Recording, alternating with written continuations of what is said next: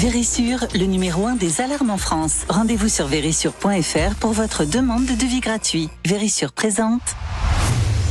Sud Radio, parlons vrai chez Bourdin, 9h-10h, Jean-Jacques Bourdin. C'est l'heure, je le disais, la demi-heure des cadeaux. Et on va commencer avec notre cadeau. Et notre gagnant. Un gagnant, on va prendre un petit peu d'altitude, on va dans les Alpes, oui, un gagnant du côté du Gine, on est en Savoie avec Philippe. Bonjour Philippe. Oui, bonjour. Bonjour Philippe. Jean-Jacques Bourdin. Bonjour toute l'équipe. Merci, vous êtes auditeur de Sud Radio, Philippe. Oui. Ah oui, tous les matins. Tous les matins, ça fait longtemps. Radio. Ça fait longtemps, Philippe. Ah oui, ça fait très longtemps. Bon. Et c'est vrai que j'adore les débats qui sont sur votre chaîne. Bon, sur votre radio. Merci beaucoup Philippe, merci. Alors. Allez, on va regarder ce que vous avez gagné. Oui. Alors, au pied du grand sapin de Noël, Sud Radio, on trouve, tenez, une séance photo avec un professionnel grâce à la shootingbox.com. Et puis, on vous rajoute en plus un livre collector Gueule du rugby. Bravo Philippe. Vous aimez le rugby, Philippe ? Ah, le rugby, pas trop quand même. Pas trop. Mais j'aimais quand même mieux le rugby que le foot. Est-ce que vous aimez le chocolat ? Ah oui, le chocolat, ça, de toute façon, c'est les péchés mignons, ça. Vous voulez que je vous dise ? Je vais faire hurler tout le monde, je vais vous rajouter 1 kilo de chocolat. Ah, oh là là, super. Jeff de Bruges. Merci beaucoup. Jeff de Bruges. Jeff de C'est Bruges. ça, Jeff de Bruges. Bon, d'accord. Moi, théoriquement, j'ai pas le droit de donner les marques. Hein. Enfin, bon, tant pis. Hein. C'est Noël. Voilà, je vais faire hurler tout le monde. Mais allez, on a ajouté du chocolat. C'est normal. On est à 2 jours de Noël, 3 jours de Noël. On va pas quand même être pingre. On va devoir rajouter des cadeaux sous le sapin de Noël. Bon. Voilà. Allez, 1 kilo. Oh, allez, 1 kilo de chocolat. Allez, merci Philippe. Bien. Merci beaucoup. Merci Philippe. Cadeau d'occasion, d'ailleurs, malin ou radin, c'est un peu le sujet que nous faisons. Le cadeau d'occasion. Je vais présenter d'abord tous nos invités. Nous allons parler des cadeaux. Flavien Neuvy, qui est au téléphone, qui est directeur de l'Observatoire CTLM. Bonjour. Bonjour. Merci d'être avec nous. Nous avons en studio François Trong, qui est cofondateur de Kidibam. Bonjour. Kidibam, fondé il y a un peu plus d'1 an, avec votre ami Théo. Expliquez-nous, présentez-nous Kidibam rapidement. Exactement, Kidibam, c'est une entreprise qu'on a fondée avec mon copain de maternelle, Théo. Oui, ça c'est génial. Il y a un peu plus d'1 an, et qui a pour mission d'offrir une seconde vie à des milliers de jeux, jouets et livres qui ont déjà été aimés par d'autres enfants, donc à des jeux, jouets et livres d'occasion. Voilà, d'occasion. Bien, et puis avec nous, Pierre Talamont, qui est le président de la Fédération nationale de l'habillement. Bonjour. Bonjour. Merci d'être avec nous. Le cadeau d'occasion dans l'habillement, ça y est, c'est parti, hein. C'est parti. C'est la seconde main. C'est la seconde main. C'est la seconde main pour vous donner une idée, que ce soit physique ou Internet. Oui. Vous avez des chaînes qui s'appellent KiloShop, qui en 2022 ont augmenté leur chiffre d'affaires de 51%. Ouais. Et exactement la même chose pour Vinted, qui a aussi augmenté 51% sur ses ventes en ligne. Est-ce qu'il y a des boutiques, de plus en plus de boutiques, qui ouvrent et qui vendent des vêtements de seconde main ? Les boutiques qui sont uniquement destinées à la revente seconde main, c'est un tout petit secteur. Tout petit, oui, parce qu'on en voit très peu. 1500 boutiques, boutiques, tout secteur confondu. Hein. Oui. Là, je ne parle pas que du textile. Donc, vous réduisez encore plus s'il s'agit du textile. Oui. Et c'est 7400 employés. Mais vous pensez que ça va se développer ? C'est en expansion. Ça se développe. Je pense que le fait qu'on soit dans une période inflationniste explique en partie cet engouement. Et ensuite, vous avez évidemment la dimension environnementale, écologique, qui est en deuxième position. Ça, tous les sondages le démontrent. Vous confirmez, Flavien Neuvy ? Oui, absolument. En fait, très souvent, quand on parle du marché de la seconde main, évidemment, on parle de ceux qui achètent des produits, et c'est tout à fait logique. Hein. Il y a de plus en plus de gens qui, effectivement, le font pour des raisons économiques, mais aussi écologiques, puisque ça donne une deuxième vie aux produits. Mais on oublie souvent aussi de dire que s'il y a des gens qui achètent des produits, c'est parce qu'il y a aussi des gens qui vendent des produits. Le vendeur, c'est-à-dire, ce sont des consommateurs qui ont des objets à la maison dont ils n'ont plus l'usage. Et nous, on a montré dans une de nos études qu'on a un quart des personnes qui vendent plusieurs fois par mois des objets. Et ça permet d'aller chercher des revenus supplémentaires. Là aussi, il y a une question de pouvoir d'achat. C'est-à-dire qu'on va, en vendant des produits qu'on n'utilise plus, on fait rentrer un petit peu d'argent dans les caisses. Écoutez, il n'y a qu'à voir le succès des vides-greniers. C'est exactement ça. Il y a les vides-greniers, alors qui marchent très bien, les brocantes, et puis évidemment les sites internet qui permettent facilement aux vendeurs de trouver un acquéreur à côté de chez soi. Et donc effectivement, la montée en puissance du net, mais aussi le succès des brocantes, etc., des vides-greniers, contribuent à développer le marché de la seconde main. Oui, Pierre Talamon, le vide-grenier, c'est de la concurrence. Oui, mais vous savez, pendant la période Covid, pendant la crise sanitaire, pendant les confinements, les Français ont eu le temps de vivre. Et ils ont ouvert leur placard. Et ils se sont dit, donc, j'en ai dans mon placard. Oui, c'est vrai d'ailleurs. Je suis plutôt suréquipé. Donc il y a déjà eu une prise de conscience à partir de ce moment-là. Ce qu'on disait là, en fait, c'est que, si vous voulez, la seconde main, c'est aussi devenu un business. Vous avez des vendeurs et vous avez des acheteurs. Et ils achètent, et les jeunes achètent aussi un produit en sachant, un produit textile, en anticipant le fait qu'ils vont pouvoir le revendre. Donc c'est devenu aussi aujourd'hui un business. D'ailleurs, les jeunes n'ont pas de réticence. De réticence à revendre un cadeau ou à revendre. Chez les plus anciens, c'est plus difficile parce que. Mais c'est vrai, non? Les jeunes se comportent différemment, vraiment, avec ces produits recyclés. Alors on voit quand même qu'effectivement il y a un enjeu générationnel sur la seconde main, c'est évident. Après nous, par exemple, dans nos acheteurs de cadeaux de seconde main qui vont offrir des jouets de seconde main à Noël, on a beaucoup de grands-parents. Donc on voit que les tabous quand même sont un peu en train de tomber et que c'est devenu quelque chose de plus normal d'offrir de la seconde main, surtout quand c'est de la seconde main qui a été vérifiée, contrôlée, nettoyée comme c'est le cas pour nos jouets. Comment faites-vous pour vos jouets? Vous récupérez les jouets et vous les remettez en état? Comment faites-vous? Alors nous, on collecte des jouets auprès de parents. Donc c'est des parents qui ont des enfants qui ont grandi, qui ont envie souvent de faire de la plage chez eux parce que ça encombre les placards, les jouets. Ils ont envie de faire du bien à la planète et de gagner de l'argent, puisque à la fin, en moyenne, un parent qui nous vend des jouets va toucher 37 €. Il va être payé immédiatement, donc il n'aura pas besoin d'attendre de les vendre. Mais comment? Il vient vous voir ou il envoie? Il nous envoie un colis par la poste. Et ensuite, on a un atelier dans lequel on va vérifier, contrôler les jouets. Donc on va nettoyer les jouets, on va compter les puzzles, on va vérifier que les jouets électroniques fonctionnent, remplacer les piles, etc. Pour s'assurer qu'à la fin, pour les parents ou les grands-parents ou les amis qui de l'autre côté vont acheter des jouets, il n'y a pas de mauvaise surprise. Parce que l'idée, c'est pas d'acheter un puzzle à Noël et qu'il manque une pièce. On peut les donner aussi, les jouets. Je voudrais quand même. Personnellement, c'est ce que je fais. Bien sûr. Pour tout vous dire, j'ai donné pratiquement tous les jouets de mon fils, mais ça me paraît logique de donner les jouets. Mais ça, c'est autre chose. Mais... Alors, on peut complètement donner. Nous, on fait pas du tout de concurrence aux associations. Aujourd'hui, il faut savoir qu'en France, il y a un jouet sur 2 qui est en état d'être réutilisé. Il y en a 1 sur 25 qui l'est effectivement. Donc il y a un fossé énorme entre les jouets qui sont en état d'être réutilisés et ceux qui soit dorment dans les placards. Ce que vous apportez en plus, c'est que vous remettez le jouet en état. Exactement. Si j'ai bien compris. Nous, l'enjeu, c'est de remettre un maximum de jouets en circulation. Il y a des associations qui le font. Nous, on est l'entreprise engagée, on est une entreprise à mission. On le fait également.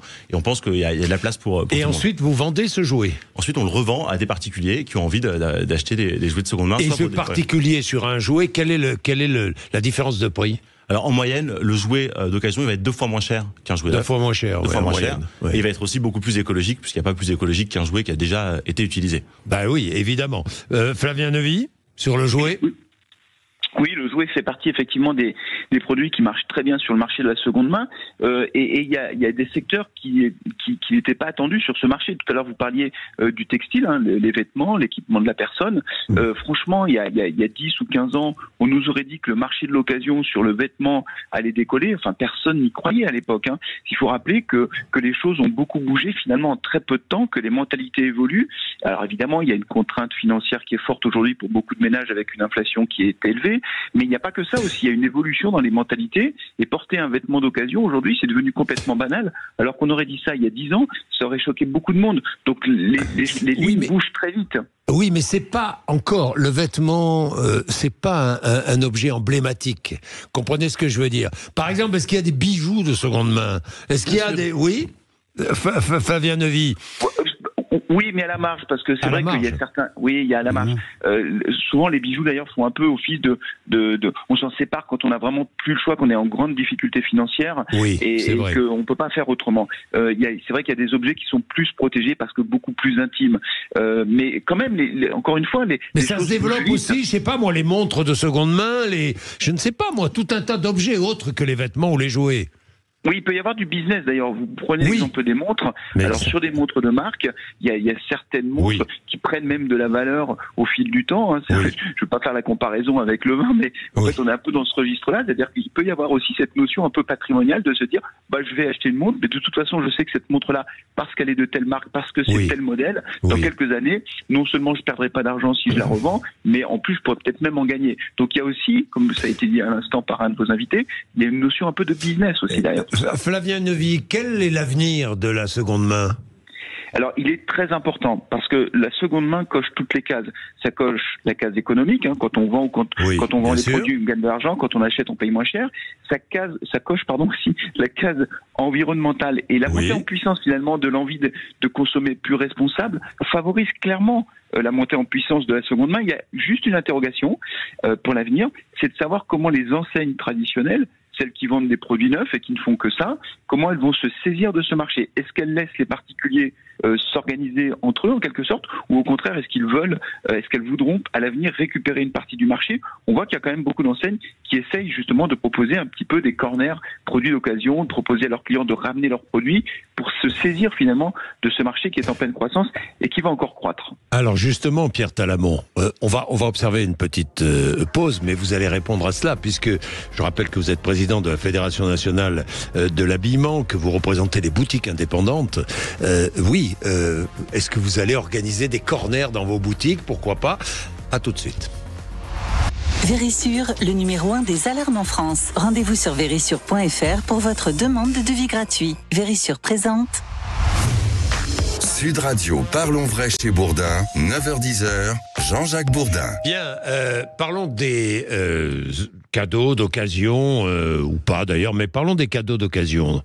Avant tout, Pierre Talamon, vous êtes président de la Fédération nationale de l'habillement, 35 000 boutiques indépendantes, vous représentez 35 000 boutiques indépendantes. Pourquoi ne pas organiser dans vos magasins des corners avec des vêtements d'occasion, de seconde main ? Alors, occasion, d'ailleurs, le mot est péjoratif un peu. Il est mal, il est connoté. Mais c'est vrai que quand il s'agit de vêtements, on n'a pas tellement envie de porter un vêtement. On les porte. Qui a déjà été porté. Ouais, on n'a pas tellement envie de porter un vêtement déjà porté. Ouais. Cela dit, vous avez quand même 48% environ des enseignes qui se sont mis à la seconde main. Sous différentes formes, leur site internet ou en boutique physique. Avec des systèmes de bons d'achat. Ou alors, ils renvoient à des organismes qui collectent pour du défibrage, par exemple, du recyclage. C'est quoi du défibrage? Vous prenez le vêtement et vous arrivez par des techniques actuelles à sortir les fibres et à les classer. D'accord. Et donc à les réutiliser pour de la fabrication de vêtements. Donc il y a pas mal d'options qui sont présentes pour reprendre les vêtements de seconde main. Pierre Talamon, il y a des vêtements qui se démodent pas. Il y a des vêtements qui ne se démodent pas. Quand vous avez un vêtement qui a une bonne coupe, une belle matière, il ne se démode pas. Il est sur la durabilité. Un pull, des pulls, il n'y a pas de coupe particulière. Ainsi, mais quand même. Bon, non, mais il y a une coupe, il y a un design, il y a une matière. Ça, vous pouvez le garder. Vous pouvez le garder toute une vie. Hein. Et en plus, c'est un très bon investissement justement pour pouvoir le revendre éventuellement en seconde main. À part le col, à part la forme du col, une chemise reste une chemise. Hein. Même si elle a 20 ans d'âge. Oui, non, mais Jean-Jacques, vous avez deux bras. Hein, d'accord. Donc une chemise, elle aura deux manches. On est d'accord. Oui, elle aura deux manches. Mais il y a des milliers de chemises qui ont chacune un style particulier. Non, c'est vrai. Je suis d'accord. Il n'y a pas que le col, il y a la créativité, coupe, il y a les poignets, etc., etc. C'est vrai. Il y a des découpes. Mais il n'y a pas tellement de mode. Je veux dire, pour la chemise, il y a une mode pour plus féminine, plus pour les femmes que pour les hommes. Non, il y a une mode aussi pour les hommes. Oui, sur les pantalons, sur les vestes, sur le revers des vestes. C'est un exercice créatif. Oui, c'est vrai. Non, mais je ne dis pas. Donc c'est pour ça que si vous voulez dans les boutiques indépendantes, qui souvent ont une surface un peu restreinte, il est difficile d'organiser un corner seconde main. Cela dit, la fédération a pour projet d'organiser des collectes de vêtements usagés pour les redistribuer. Les redistribuer à des organismes, pour les recycler, pour faire du recyclage. Ça, c'est en projet. Bonne idée, ça. Oui. Et là, je pense qu'en 2024, on pourra commencer à mettre ça sur pied. Ah, ça, c'est formidable. Voilà. Qu'on pourra aller dans vos boutiques. Ça va faire du mouvement dans vos boutiques. Ça va augmenter le trafic. Exactement. Et ça va, si vous voulez, et rapporter des vêtements qu'on a portés ou pas d'ailleurs, qu'on a laissé traîner dans un placard, ce qui arrive. Absolument. Qui sont neufs. Et qu'on va rapporter dans vos boutiques, qui encombrent nos penderies. Oui. C'est vrai, mais pour les jouets, finalement, quels sont les jouets d'occasion qui ont le plus de succès? J'imagine les jouets en bois, non? Les jouets plutôt anciens, non? Effectivement, tout ce qui est jouets en bois, qui sont de très bonne qualité et qui vont durer longtemps, qui sont assez intemporels, ça marche très bien. Et puis plus globalement, tous les jouets, on va dire, pour les 0-6 ans, pour deux raisons. La première, c'est que c'est des jouets assez intemporels. Globalement, un boulier, un empilable, ce genre un puzzle encastrable, ça traverse les générations. Et la deuxième raison, c'est qu'il y a une rotation très forte à cet âge-là. C'est-à-dire que le jouet que vous utilisez à 12 mois, c'est rarement le même que vous allez utiliser à 18 mois. Ça change très vite et vous n'allez pas donner un puzzle encastrable 4 pièces à un enfant de 5 ans. Et donc il y a un enjeu à renouveler très vite. Et puis dites-moi, on a moins de scrupules à offrir un jouet d'occasion qu'un vêtement d'occasion. Peut-être. Oui. Et on accepte plus facilement un jouet d'occasion qu'un vêtement d'occasion. Oui. Alors nous, on fait tout pour, et on veut que offrir de l'occasion, offrir de la seconde main, ce soit pas tabou et ce soit vu comme quelque chose de positif. Mais alors le problème, c'est que vous n'avez pas la même boîte, vous n'avez pas le même emballage. C'est un très très bon sujet. On a rarement la boîte, et donc ce qu'on fait, c'est qu'on va emballer le jouet dans un petit pochon en coton recyclé avec marqué Kidibam dessus, avec notre marque dessus, et ce qui fait qu'en fait l'expérience de déballage va être aussi bonne que du neuf. Vous prenez la marque du jouet, quoi. Non, on laisse la marque du jouet, mais on réemballe par-dessus. Évidemment que si. Non, mais je pensais à ça, évidemment que si. Alors on essaye d'offrir une expérience qui soit digne de salut neuf. Après, les marques, nous, on commence à travailler avec les marques, avec tous les acteurs du jouet, parce qu'on pense que ce sera plus pertinent si on le fait tous ensemble que tout seul dans notre coin. Flavien Neuvy, c'est un problème pour les marques, non? Oui, parce que, évidemment, le marché de la seconde main peut poser un problème pour les marques, parce que plus les objets qui existent vont circuler, finalement, moins on aura besoin d'acheter du neuf. Pour les distributeurs, pour les magasins, c'est un peu différent, parce qu'ils peuvent se saisir de ce marché. Effectivement, comme cela a été dit, ça peut être l'occasion de faire venir des clients en magasin. On sait que la fréquentation des magasins, le trafic en magasin, c'est un vrai sujet, c'est un vrai problème. Comment faire venir les clients en magasin? Donc, les faire venir avec leurs anciens objets, c'est peut-être une façon de les faire venir en magasin. Mais pour leur donner envie d'acheter, envie d'acheter un vêtement neuf. Absolument. Je vais vous dire, il faut voir ça comme quelque chose de complémentaire. Et qui ne s'oppose pas. C'est-à-dire quand on parlait d'Internet, on disait Internet, ça va foutre le bordel dans la vente de produits physiques. Or, on s'aperçoit que c'est complémentaire. Ça augmente aussi le trafic en boutique, les ventes sur Internet. Donc, ce que je voulais dire aussi, c'est qu'en amont, les marques utilisent aussi des matières recyclées. Donc vous avez quelque part, si vous voulez, c'est pas de la seconde main, mais vous avez un effort de participation à cette transition environnementale en amont, et pas simplement en aval où vous achetez un produit de seconde main. Il y a une prise de conscience. Flavien Neuvy, vous voulez ajouter quelque chose? Non, simplement dire, pour terminer sur les marques, effectivement, elles font des efforts aussi. Tout le monde essaye de faire bouger les lignes un peu d'un point de vue environnemental, je vais le dire comme ça. Mais c'est sûr que si le marché de la seconde main se développe beaucoup au cours des prochaines années, ce qui est quand même un peu le scénario central, on peut penser qu'effectivement, ce sera plus compliqué pour certaines marques qui devront chercher des relais de croissance autrement, avec des nouveaux produits, avec des nouveaux marchés. Mais ça pose quand même pas mal de questions, ce sujet-là. Évidemment. Merci beaucoup, Flavien Neuvy. Merci à tous les deux d'être venus nous voir pour parler jouets. Et soutenez vos boutiques de proximité. Voilà, et allez dans les boutiques de proximité, c'est vrai. En plus, c'est agréable, on est bien accueillis. En général, on est très bien accueillis. Le conseil, c'est très important. Et puis, on peut prendre le temps pour choisir, tranquillement, on n'est pas pressé. On n'est pas pressé, on n'est pas bousculé. Bien, merci à vous tous et joyeux Noël à tous. Merci beaucoup. Vraiment, joyeux Noël à toutes celles et ceux qui nous écoutent sur Sud Radio.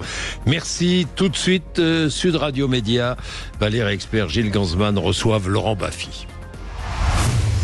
Sud Radio, parlons vrai chez Bourdin, 9h-10h, Jean-Jacques Bourdin. Avec Vérissure, le numéro 1 des alarmes en France. Rendez-vous sur vérissure.fr pour votre demande de devis gratuit.